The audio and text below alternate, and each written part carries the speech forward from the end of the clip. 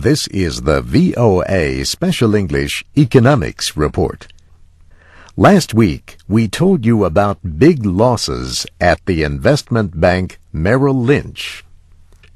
But the losses may be even bigger at the nation's biggest bank, Citigroup. Citigroup estimated this week that it would take losses of $8 billion to $11 billion on investments in risky housing loans. Many people who bought houses with subprime mortgages are now unable to pay them back. The estimated write-downs are for the bank's current period, October through December. Citigroup says they represent $5 to $7 billion after taxes. The bank reported $6.5 billion in credit-related losses for the third quarter of the year. Charles Prince, Citigroup's chief executive officer, resigned under pressure on Sunday. He led the New York-based bank since 2003.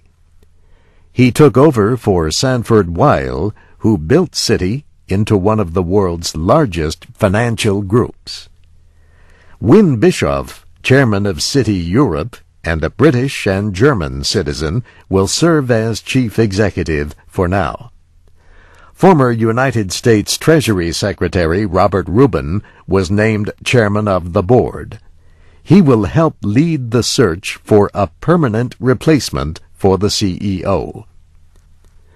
Charles Prince was the second head of a major bank to be forced out in recent days. Last week, Stan O'Neill resigned at Merrill Lynch after his company reported a loss for the third quarter of over $2 billion. Merrill Lynch had to write down $8 billion in mortgage-related losses. Citigroup announced that it has $55 billion worth of investments directly related to subprime mortgages. $43 billion of that is in complex investments called collateralized debt obligations. A big problem for banks is putting a value on the mortgage-related securities that they hold. Investors are no longer interested in trading these securities. This has frozen the market for them. So banks like Citigroup depend on mathematical models to place a value on these complex investments. Credit rating agencies reacted to this week's bad news.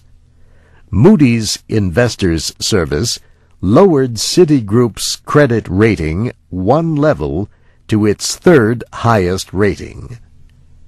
Moody's said the expected write-downs would result in a sizable quarterly loss for Citigroup.